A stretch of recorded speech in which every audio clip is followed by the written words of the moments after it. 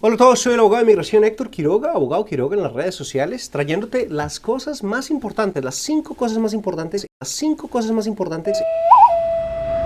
que quiero que sepas y recuerdes con respecto a la ley 245I, una ley muy bonita que nos ayuda a evitar la salida del país. Entonces, muy importante para nuestra comunidad hispana conocer realmente cuándo aplica, cuándo no aplica, y son 5 cosas que a mí me parecen esenciales que debes saberlas. Aquí están. La primera, muy importante, es saber las fechas exactas. Recordemos que la fecha mágica es la fecha de prioridad. Ojo, la fecha de prioridad es una fecha que nos dan cuando nos aprueban el proceso, nos aprueban la petición, nos dan a nosotros diferentes fechas. Nos dan una fecha de recibo, nos dan a nosotros una fecha de notificación, nos dan a nosotros una fecha de prioridad. Estamos detrás de la fecha de prioridad. Esa es la fecha que cuenta.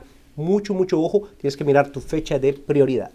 Segundo punto muy importante, ya sabiendo identificar qué es la fecha de prioridad, la fecha mágica es abril 30 del año 2001. Abril 30 del año 2001, si la petición fue sometida en abril 30 de 2001 o antes, puedes muy posiblemente aplicar para la 245I, que nos da a nosotros la posibilidad de pagar un penalti, independientemente de cómo entraste al país, y poder arreglar dentro de Estados Unidos. Tercero, muy importante, es saber qué tipo de requerimientos tienes, y esto depende de cuándo se metió y cuándo tienes la fecha de prioridad de tu proceso. Entonces, mucho cuidado. Si la fecha de prioridad es entre enero 14 de 1998 y abril 30 del año 2001, debes demostrar presencia física en diciembre 21 del año 2000. Ojo, si la petición fue sometida entre esas fechas, enero 14 de 1998 y abril 30 del año 2001, hay un requerimiento extra en el cual debes demostrar que estabas en Estados Unidos, en tierra de los Estados Unidos, en diciembre 21 del año 2000. Si la petición fue sometida antes de enero 14 de 1998, no tienes ese requerimiento extra.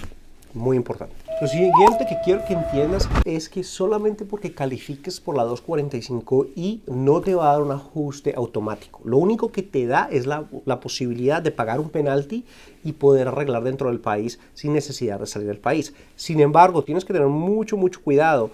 ¿Por qué? Porque si tienes otros problemas de inadmisibilidad, como por ejemplo una deportación, eso aún te puede descalificar de tu proceso. Entonces, no solamente debes saber cuándo se debe pagar, sino tienes que saber si te va a llegar al momento que debe ser, porque si no, al final puedes llegar y ser descalificado por cualquier tipo de otro problema. Entonces, aconsejo una consulta para saber si la 245I realmente es una posición buena para ti. Recuerda que la 245I solamente habla de lo que es la salida y que te puede dar un penalti para que puedas arreglar dentro del país. Aún una petición para ajustar estatus debe ser predicada en algún tipo de relación familiar que califique, número 1, y número 2, que no tengas ningún tipo de otro problema de inadmisibilidad.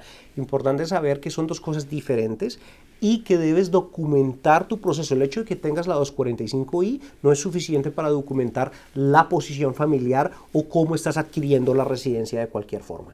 Bueno, muchas gracias. Estos son los 5 puntos más importantes de la 245I. Información que quiero que sepas, la conozcas y la tengas muy presente, porque cuando llegue tu fecha, cuando tu fecha de prioridad esté lista, muy posiblemente vas a poder arreglar. De todas formas, aconsejo una consulta para saber tu posición exacta en ese momento, para saber cómo te puedes avanzar y ojalá para llevar el proceso lo más eficiente y económicamente posible.